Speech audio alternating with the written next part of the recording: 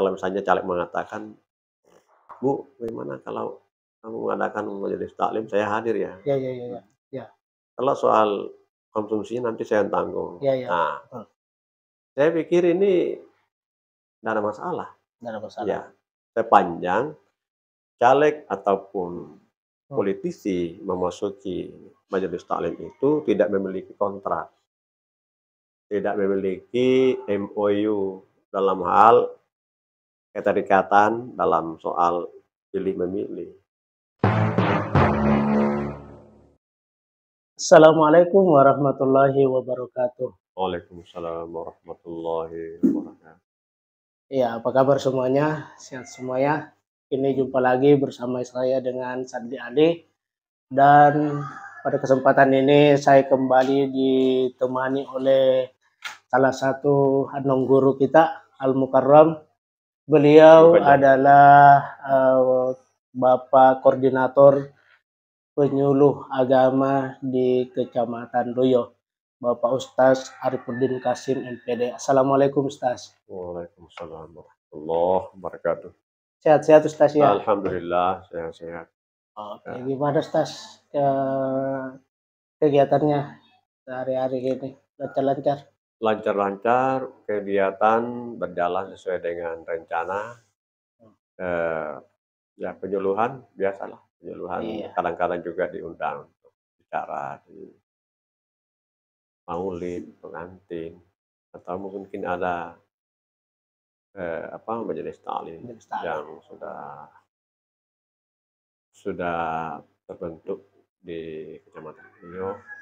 Ada beberapa teman mendampingi, termasuk di Pucadi Baru, Matuli Barat, Kusui Barat, di Batu Panga, di Mambu.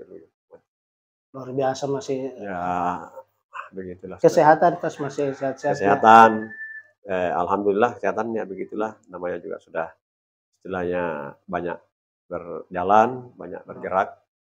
Kemudian kan cuaca juga sedikit agak ekstrim, ya kan, panasnya tidak melebihi yang biasa kan. Jadi adalah flu atau apalah. Iya iya iya. Ya begitu Ustaz. Oke, ya luar biasa beliau ini ya, masih sangat aktif dalam kegiatan pengajian.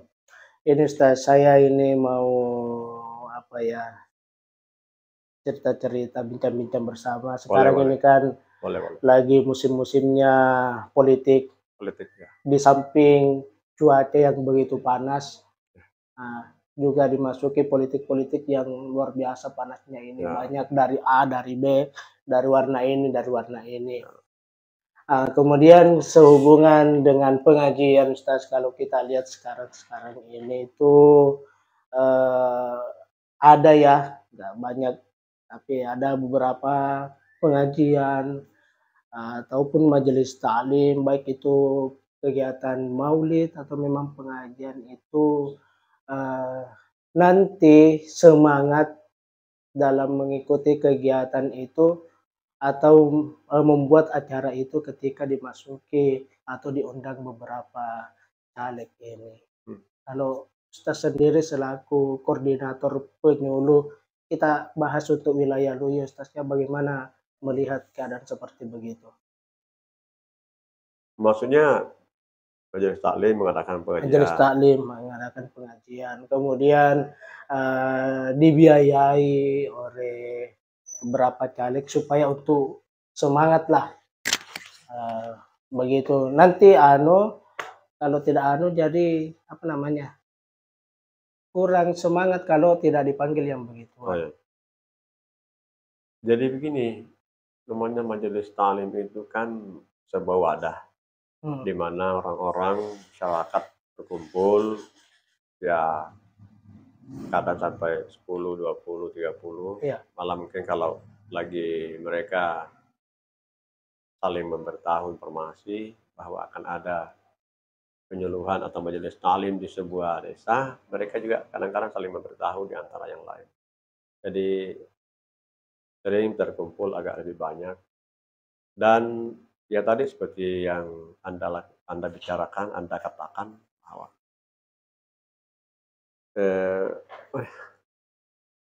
bahwa namanya juga seiring dengan musim ya, Politik. politik. Ya. Politik itu ya dalam hal ini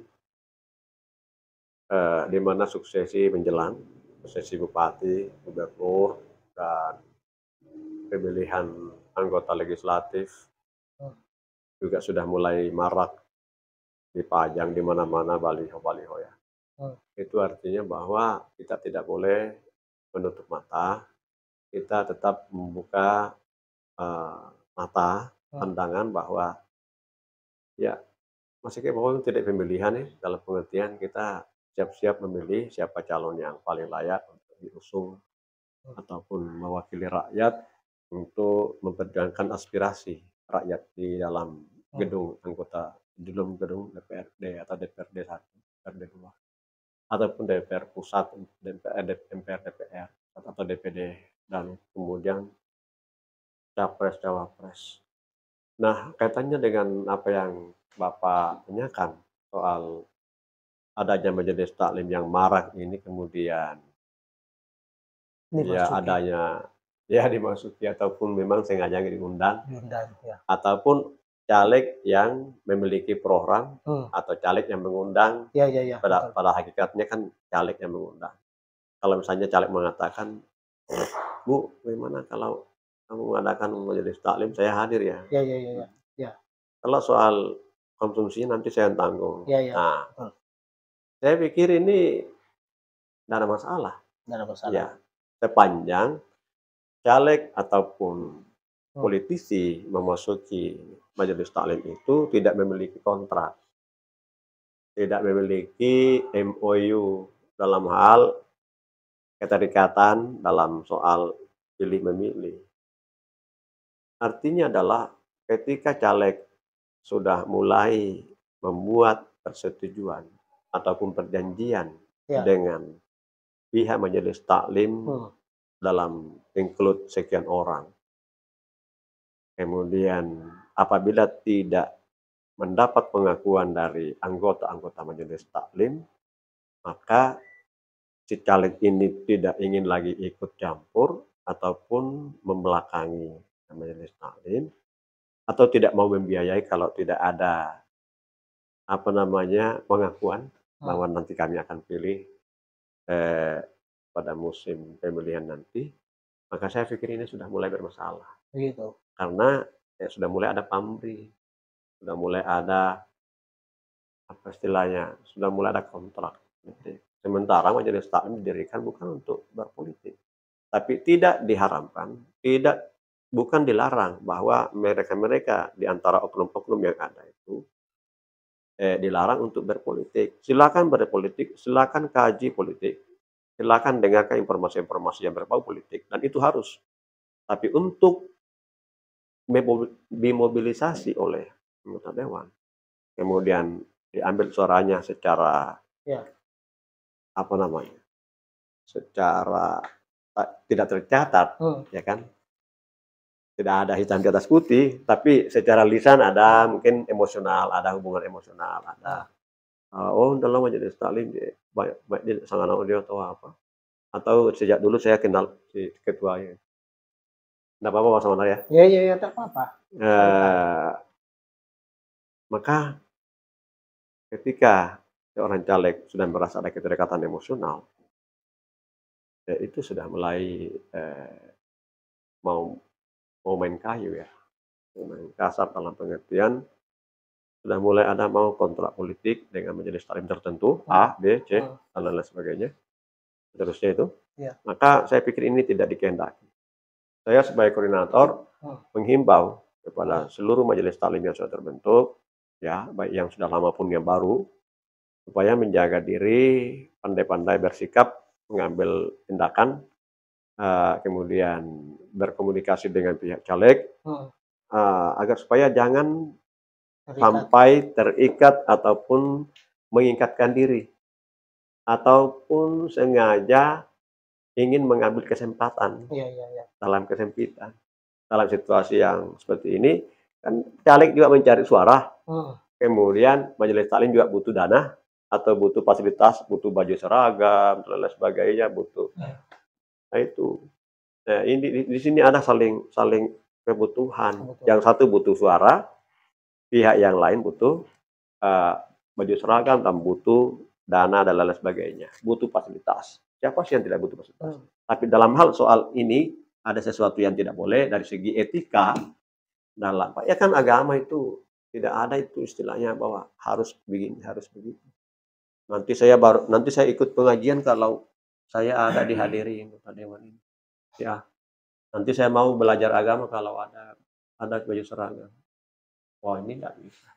Karena kita tidak diperintahkan beragama kecuali ikhlas. Wa ma umiru illa liya'budullaha mukhlishina lahu dinahu hunafa dan seterusnya. Dan saya kira ini harus menjadi prinsip, menjadi sebuah koridor yang harus diperpegangi oleh seluruh majelis taklim dan seluruh pihak-pihak yang terjun dalam sebuah pengajian. Ya. Kalau di wilayah Luyo sendiri, Ustaz, ada kita lihat ya yang seperti begitu majelis taklimnya. Ya. Selama ini dia memanfaatkan caleg untuk supaya dibelikan itu. Ada nggak? Ada kita temukan di untuk mengatakan itu tentu tidak bisa. Dan itu kan secara hukum nanti saya juga dituntut. Siapa yang mana buktinya? Tentu kita tidak main bukti dalam hal soal ini. Kita hanya menghimbau karena itu kan ada bau-bau, istilahnya sudah mencium bahwa di daerah kita ini apalagi ada informasi-informasi yang masuk ke saya bahwa majelis taklim di sana itu sangat politis sekali caranya. Makanya saya tidak boleh mengabaikan, harus mendengar itu dan tidak boleh juga terlalu mencari data bahwa apakah betul itu. Saya cukup mendengarkan saja, kemudian saya himbau. Kalau saya terlalu mencari data, nanti mereka dianggap diinterogasi lah, diapalah.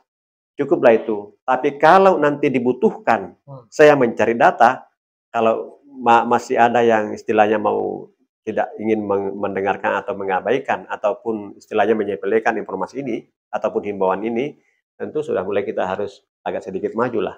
Bahwa, majelis taklim ini orangnya si ini, orangnya si caleg ini, atau orangnya si cabuk ini, baca buk ini, baca buk apalah, baca buk apa, semuanya kan begitu. Jadi harus dilacak. Kalau itu terbukti, maka kita berikan peringatan. Paling tidak itulah, kan tidak mungkin kita menghakimi orang. Tapi perbaikin niat ya. Perbaikin niat, hanya himbauan saja, himbauan moral. Iya. Himbauan akhlak supaya mereka bertindak benar dalam beragama. Begitu. Bukan bertindak salah. Kalau sudah mulai beragama lantas diiming-iming ini itu, maka saya menasehati atas keselamatan dalam rangka keselamatan saudara. Itu saya himbau. Gitu. Tapi persoalan akhirat kan pribadi-pribadi ya, tidak ada salingan. Kalau mereka masih mengabaikan ini, tidak mendengarkan, ya itu hak ya dalam pengertian. Kita tidak saling menuntut lah. Yang penting koordinator itu atau seperti saya dalam kapasitas ini tidak boleh tinggal diam, harus bertanggung jawab. Ya. Jadi selama stasi itu caleg niatnya tidak ada untuk didukung ya, kita ya. Sasa saja silakan saja ikut pengajian. Silakan ikut pengajian. Bagus itu. Bagus. Terus pengajian itu. Silakan yang tidak bagus adalah beli makanan. Tapi jangan ada kontrak. Jangan ada kontrak. Boleh mungkin kontrak pribadi, silakan, tapi untuk kontrak mobilisasi sebuah majelis atau sebuah organisasi, dalam organisasi ini harus pilih saya dong. Nah, itu yang mungkin tidak boleh. Karena mereka itu nanti terbiasa atau secara tidak sadar mereka dituangkan ke dalam sebuah ruang di mana mereka sudah mulai didominasi oleh duniawi. Sementara pengajian itu kan ukhrawi. Ukhrawi, duniawi, ukhrawi. Nah, jadi itu yang kita hindari. Itu yang kita prevensi. Apakah istilahnya? Ya, tindakan preventif. Pencegahan. Oke. Saya kira itu Pak Ustadz. Iya. Ini masih ada, Ustadz. Saya sedikit lagi saya mau tanyakan. Ini berkaitan dengan acara maulid. Itu ketika diadakan maulid ya di masjid-masjid itu banyak sekali caleg dipersilakan memberikan Oh sambutan iya, berbicara. ya, Seakan-akan itu maulid bukan acaranya Rasulullah. Jalan. Seakan-akan acaranya ini caleg Oh karena iya. yang disampaikan juga itu bukan mengenai tentang keutamaan Rasulullah, akhlak Rasulullah, kemuliaan Rasulullah. Kalau kita lihat seperti begitu, Ustaz sendiri bagaimana menanggapi hal begitu ya? Seakan-akan dijadikan ajang maulid ini sebagai dengan penuh hormat. Saya teman-teman, banyak kan teman-teman saya itu sahabat-sahabat saya banyak caleg. Hanya mampu mengatakan bahwa dijaga etika, kemudian menjaga diri semuanya, jaga diri sebagai pihak caleg, jaga diri mereka juga sebagai majelis taklim ataupun sebuah jamaah yang mengadakan maulid. Hadir itu penting, bagus itu menghadiri maulid. Dan saya biasa sudah tidak tahu berapa kali saya hadir, kemudian barengan dengan mereka-mereka yang caleg hadir, bahkan mereka diberikan kesempatan untuk menyampaikan kata sambutan. Bahkan kadang-kadang saya pernah hadir itu berapa itu kata sambutan dari caleg-caleg yang ada, lebih dari 3. Ada yang 3 orang yang menyampaikan sambutan, mulai dari Pak Desa, Ibu Desa, Ibu Lurah, apa segala macam. Itu mereka ketua panitia, mereka ditambah lagi anggota-anggota, calon anggota dan mungkin sementara menjabat ketua dewan. Ya, itu sah-sah saja kalau mereka dipersilakan. Tapi menurut saya agak jarang menemukan kalau baru bakal caleg baru diberikan waktu untuk menyampaikan kata sambutan. Saya agak jarang menemukan ya. Saya tidak mengatakan jangan, karena ya siapa tahu mereka ada pengalamannya dari segi administrasi ataupun organisasi, mereka dari segi pengalaman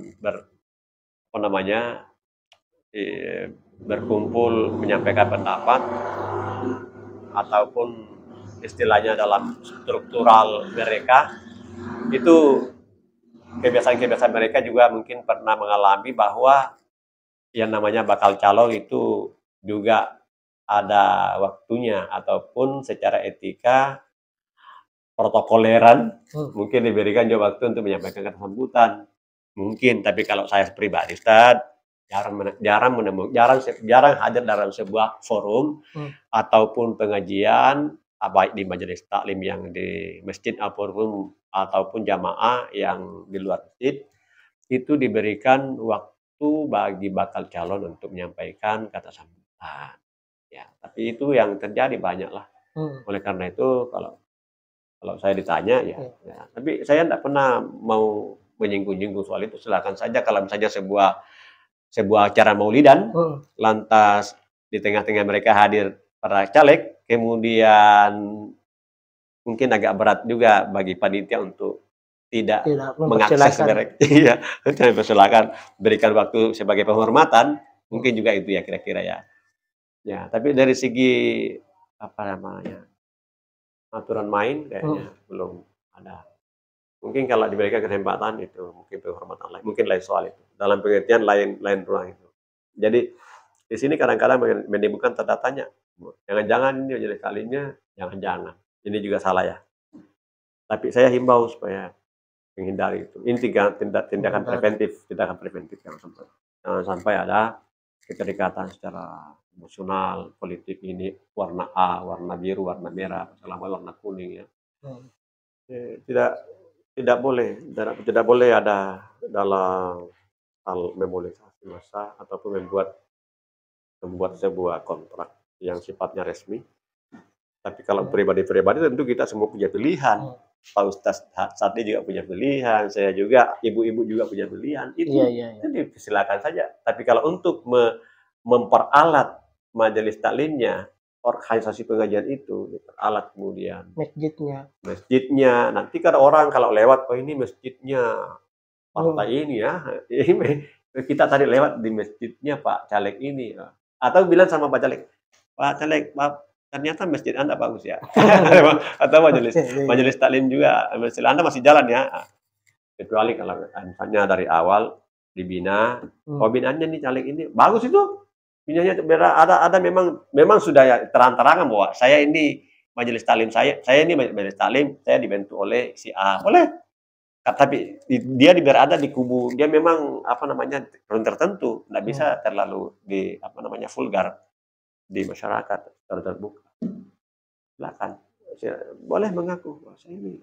Berarti partai yang bermajelis taklim, boleh kan? Partai, wah partai Golkar misalnya, partai PDI ada majelis taklim, oh silakan, bagus itu.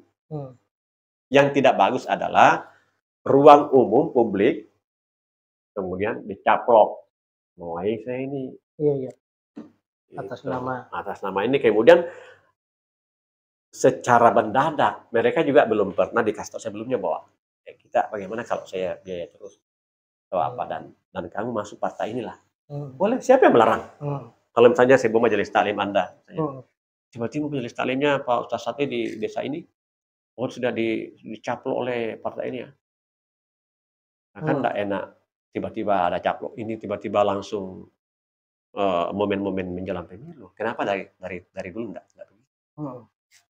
Yang saya maksud itu yang menimbulkan banyak.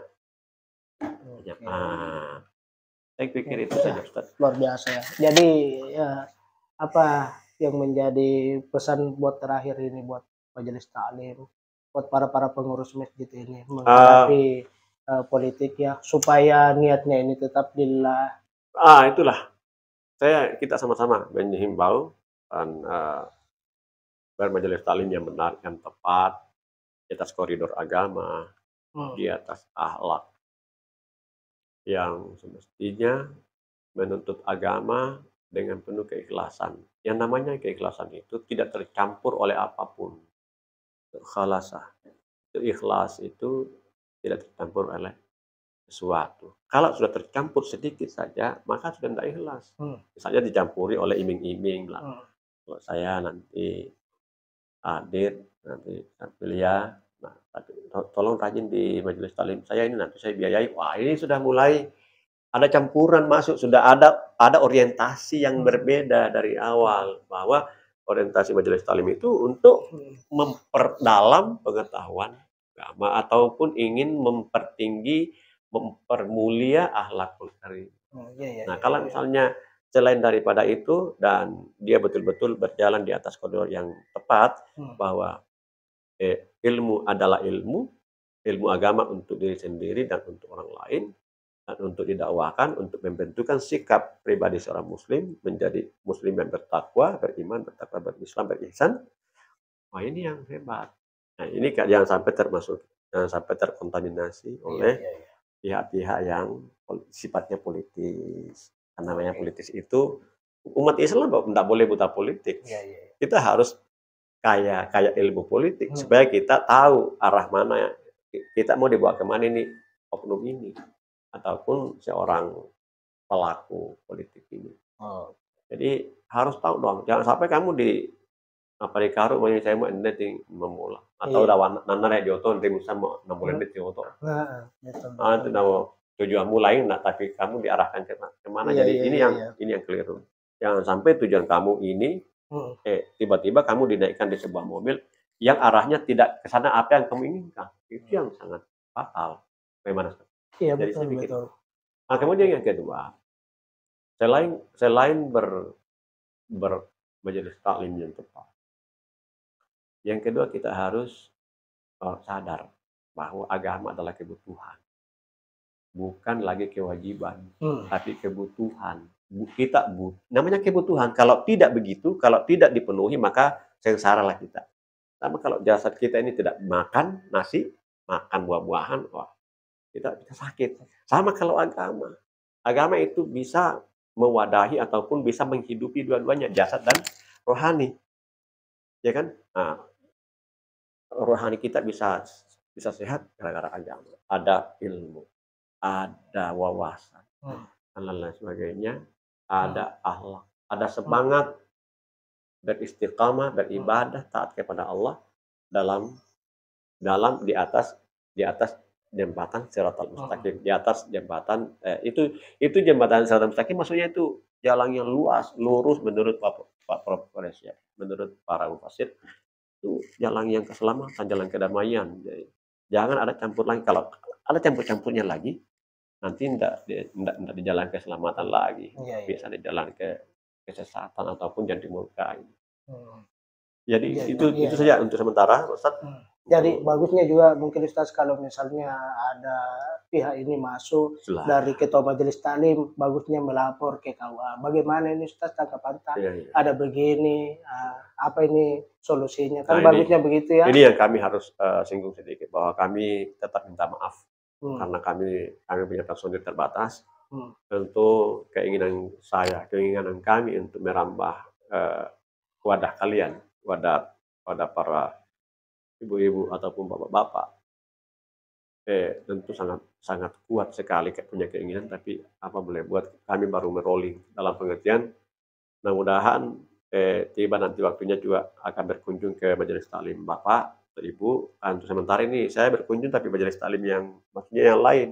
Ini ada yang majelis taklim yang kita kunjungi, ada yang belum. Bagaimana, Pak Ustadz? Jadi yang belum ya tunggu saja. Kita akan saling berbagi, kita diskusi, dialog dalam rangka memperkaya ilmu pengetahuan, kemudian lebih memperbaiki budi pekerti, mempererat tali persaudaraan, silaturahmi, agar supaya kita ini betul-betul terasa bahwa kita ini tidak diam. Kita bergerak, mengembangkan ilmu, kemudian meningkatkan keimanan, memperbaiki keimanan, meningkatkan ketakwaan, semakin memperhalus, semakin memperlembut, semakin memformat dengan bagus akhlakul karimah, yang dimana akhlakul karimah itu ada pada diri Rasulullah Shallallahu Alaihi Wasallam yang kita tuju itu, dan beliau adalah sumur akhlak yang tidak akan pernah kering. Jadi kita harus banyak mengkaji, apalagi maulid itu akhlak Rasulullah harus diungkit-ungkit, harus diangkat-angkat, kemudian harus gembar-gemborkan, kemudian disampaikan, dieksplorasi, ya kan, kemudian didengarkan oleh banyak jamaah. Ya, jadi akhirnya saya berpesan untuk majelis taklim tadi yang merupakan mungkin titik singgung tadi. Majelis taklim silakan bermajelis sesuai dengan garis yang sudah ada. Kemudian kalaupun ada caleg yang mau mengkontrak politik secara organisasi, saya pikir ini adalah sebuah pelanggaran etika. Kemudian sepanjang tidak ada itu, hanya hadir saja, kemudian adalah caleg ingin duduk dalam, bagus sekali itu. Malahan caleg yang soleh itu bagus. Caleg yang solehat juga bagus. Ya kan? Bagus. Tapi ketika melewati batas, yaitu sudah mulai mengiming-iming ataupun melakukan janji-janji dan sebagainya secara organisasi, nah ini yang tidak bisa. Tapi secara pribadi, oknumnya majelis taklim A misalnya, majelis taklim B dengan beberapa orang, ya bolehlah. Kalau mampu diarai semua tanpa ada setting, tanpa menyenting, tanpa melakukan format, ya kan, silakan, tidak ada masalah. Nah, saya kira untuk sementara, mohon maaf kalau ada yang kurang dari saya. Makasih banyak Ustaz waktunya. Terima kasih banyak sama-sama. Ada pada kesempatan ini, semoga ini menjadi pelajaran. Kemudian tadi saya ulang-ulang tadi, tolong jangan dipanggil Nang Guru ya, saya bukan Nang Guru. Saya murid, saya masih belajar sama Nang Guru. Jadi kalau Ustadz mungkin lah dipanggil sebagai penghormatan boleh, tapi untuk bilang mau melekat pada diri saya belum saatnya. Saya bukan Nang Guru. Beliau tawadu sekali, beliau luar biasa. Al-Mukarram kita ini. Ya, baik, terima kasih Ustaz ya waktunya pada kesempatan ini. Terima kasih. Dan jangan lupa untuk selalu mendukung channel saya. Saya Sandi Ali. Terima kasih. Assalamualaikum warahmatullahi wabarakatuh. Waalaikumsalam warahmatullahi wabarakatuh.